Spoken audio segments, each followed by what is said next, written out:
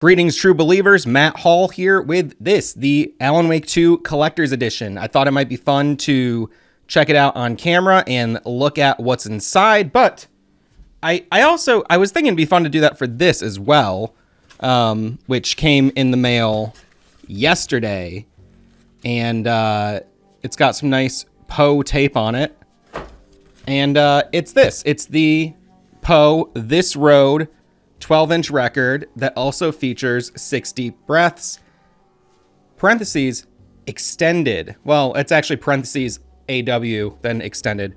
This is the first edition. That's actually a sticker that's inside there. I haven't played it yet, but there is currently a sort of, a Poe related ARG going on. You could sign up for a mailing list for Siren Society, and there was an email blast out to the subscribers a few weeks ago that led to a page where you had several attempts to enter a password.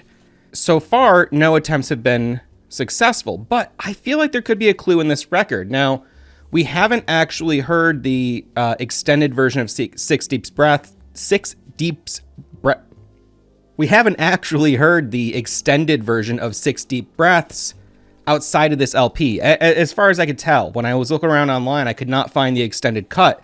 Also, there appears to be some stuff going on with the lyrics that were not in the original lyric sheet we saw posted elsewhere before this. So I don't know. I checked the matrix on the record. That's the inner ring there that usually has the catalog number and everything, but sometimes bands will put a little message in there, and there is some stuff worth investigating, but no clear conclusion yet on whether or not this LP does include a clue that will help us get into that site. We need to crack that password. So there is a discussion going on the Remedy Discord.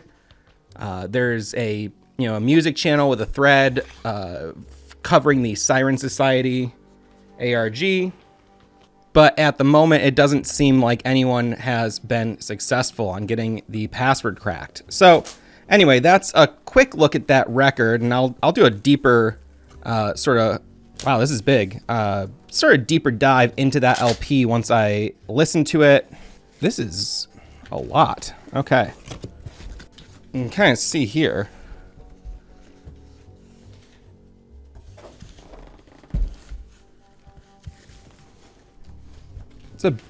It's a big box. All right, hold on. This might be easier to do if I didn't have a microphone in front of my face. All right, we got some braces. I'll be selling some eBay goods with that box later, probably. All right, I'm gonna put this blade away. Okay, wow. This is too much. This is totally unnecessary, but it's very cool. So this is the box. It's got a slip case here. Alan Wake 2 on the side. Spiral on the back. Alan Wake 2 on the side again. Some indicia here. Contents: physical game, Angel Light, art book, enamel pin set, ocean view, hotel, keychain. Slip that off. This kind of stuff is neat, but honestly, it's so excessive to me. If I weren't such a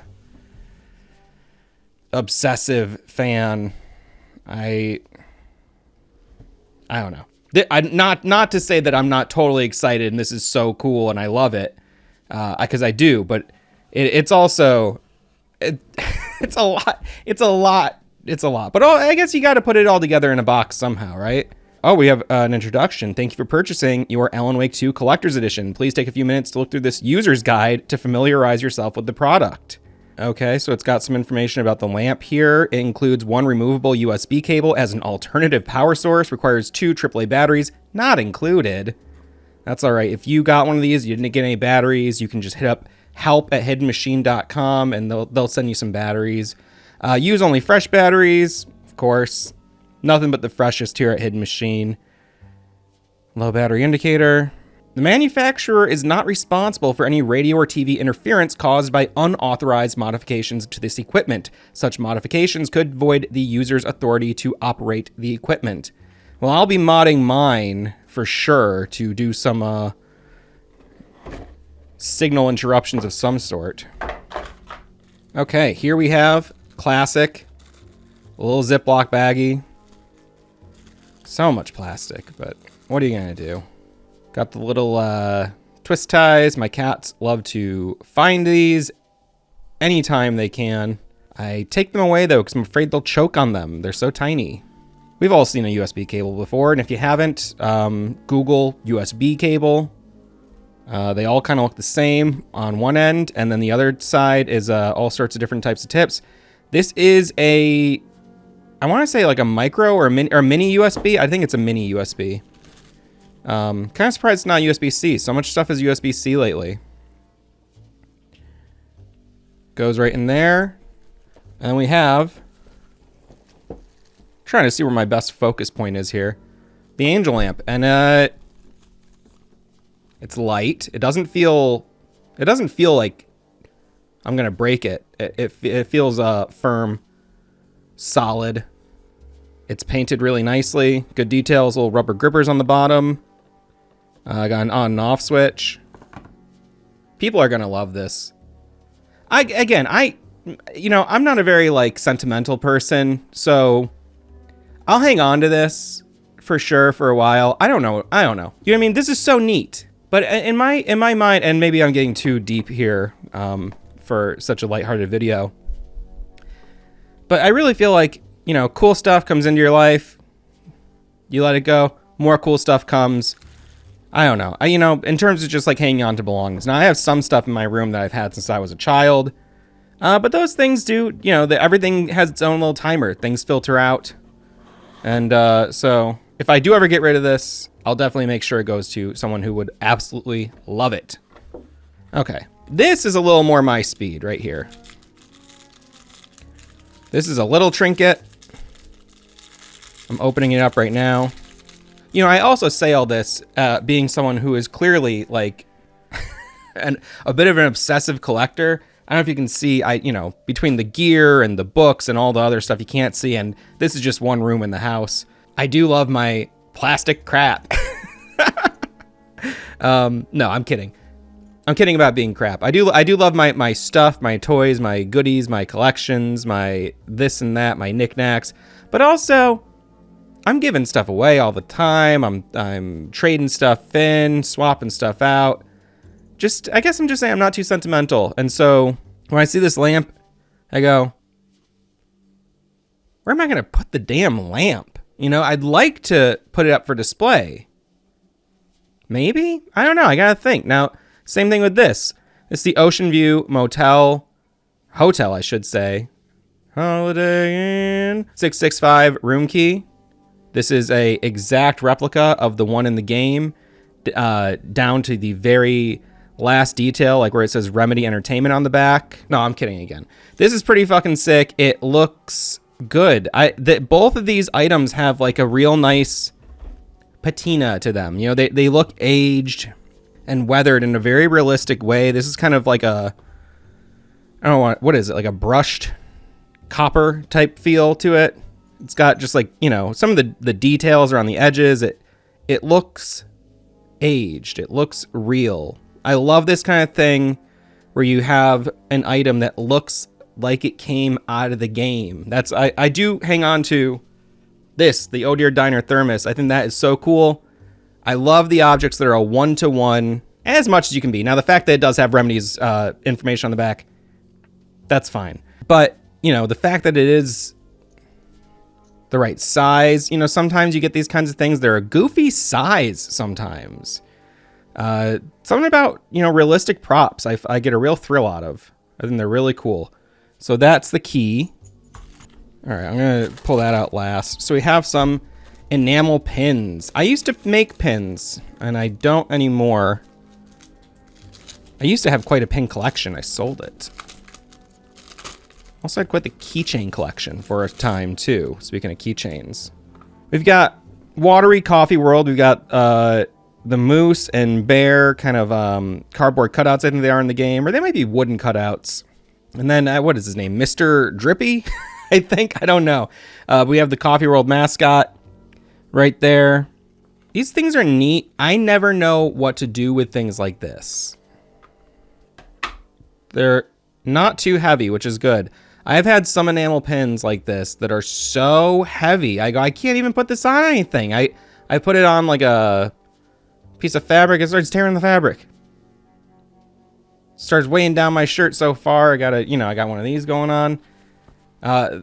This has some weight to it, obviously. I mean, it is not weighing absolutely nothing at all, but it's not one of those absurdly heavy pins. And sometimes too, where the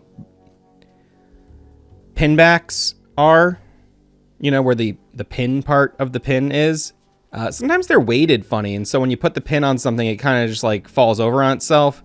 I don't know. This is the, we're getting in the weeds here on what constitutes a good pin, but these are pretty cute. I like these. Again, it's the kind of thing where I go, do I hang on to this forever? What do I do with these? So we'll stick them around. We'll see where they'll find a home somewhere. But this is the kind of thing, though, that I can't say no to keeping. This is why I bought this entire thing. I feel like I sound like I'm shit talking this package. I'm not. I'm just not someone who likes to have a lot of trinkets. But something like this, a book. I love books. This is really my thing. This is why I bought this, because I also was lucky enough to get the control book pretty much right before it went out of print entirely, and it's no longer for sale, and it's prohibitively expensive. So disappointing. So I wanted to get ahead of that possibility by purchasing this. Now, this is maybe like a third or maybe a third the size of the control art book. Maybe about half. It's hard to say because the cover is... might be a third of the pages of the control book. I'm looking at the control book over my shelf right now. So this is the Alan Wake 2 art book. This is the whole reason I purchased this package.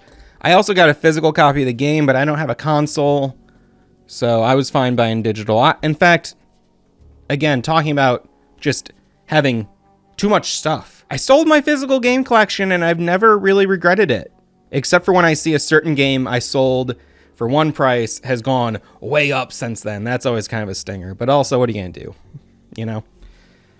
You can't focus on your losses. So I wish I could show this to you as I'm looking at it. I'll describe what I'm seeing. It's a series of text and images printed to paper with a bunch of numbers, a sequence of numbers. Looks like it's going up from 1 all the way up to the final number. Yeah, that's a book. That is a book. There's a foreword by Sam Lake. And then there's concept art of characters and environments. So I'm just kind of giving this a quick glance over. A lot of this stuff you may have seen through the ArtStation blasts. But I do think it's nice to see this stuff printed. And to get to hold it and look at it not through a screen for once, Wow. I'm really digging some of these. That's a great shot right there. So yeah, this is largely the concept art. Now, here's the thing I want to look for, because this is, again, I own all the other Remedy books. So we do have a foreword by Sam Lake talking about art and video games and art. We have John William Crossland, the lead character artist, wrote a little foreword here for the characters section. Environments is page 54. Let's see if there's a little message here from one of the lead environmental artists. There is, from the lead artist. So this is good. This is cool. But one thing that I was hoping for that isn't here, and it is what it is. All of the other Remedy books for their games, now they've done similar art books, but those books are specifically the art and making of books. Now there wasn't one for Max Payne 1 or 2 or Death Rally. But from Alan Wake forward, they have been doing these books. There's Alan Wake Illuminated. There's the Secret History of Time Travel, I want to say it's called. And then the Art and Making of Control. This is just the art book. I was really hoping that they would have it be an art and making of book like all of their previous books, because those books go into so in depth in the process of the development story, the events leading up to the development, how the development went, going into the casting of the characters and the design of the environments. But then the design of the levels as well. And there's always a healthy bit of information on cut content, which, as, you know, the type of obsessive Remedy fan that I am, for some reason, you know, cut content's so funny because 9 times out of 10, an idea is cut for very good reasons and, you know, it just doesn't work. Or it was beyond the budget. That's also a huge reason. But I mean to say, I guess nowadays when game budgets are so much different than they used to be, they're much bigger than they ever have been before. But a lot of cut content, I guess I'm saying, when I was growing up, because it is kind of different now. I'm realizing this as I say it, but you'd go, you know, that like idea didn't totally work, and it makes sense it didn't get cut or it didn't make it in. It was just kind of, you know, like an unused enemy type or something. But when you're working on games, you know, of the scale of something like an Alan Wake, the cut content can be an entirely different story, entirely, you know, new significant sequences and levels that are often scripted or storyboarded and prototyped and sometimes have assets and dialogue and character animations. And it's a lot more than, oh, there's actually 2 unused sprites for this NES game. You know, like nowadays the cut content can be pretty wild stuff. You know, for a long time, cut content was really just a handful of pixels, and now it can be entire worlds. And so it's always really interesting for me to read these Remedy books with the cut content stories. Now, there has been something that, you know, I don't know if we saw as much of with some of their previous games. I mean, there were dev diaries, but I do feel like Remedy went deeper into these like sort of like mini documentary type videos covering different aspects of the production leading up to the release of Alan Wake, and then even afterward of Alan Wake 2, I should say, and doing the live stream interviews. There's been a lot of peeks behind the curtain and also in-depth talks with different people responsible for making the game. So in a sense, you know, while we didn't get that in this book, that information is definitely out there. Now, my only issue is that it's scattered out there through a million different sources rather than one convenient spot. But also, I accept that I'm in a different place. You know, I have had plenty of friends who own maybe one book or have never read a book and don't understand the appeal of a book. Much more so than I have had friends who are book enthusiasts. And so I understand that maybe that's something that's going by the wayside.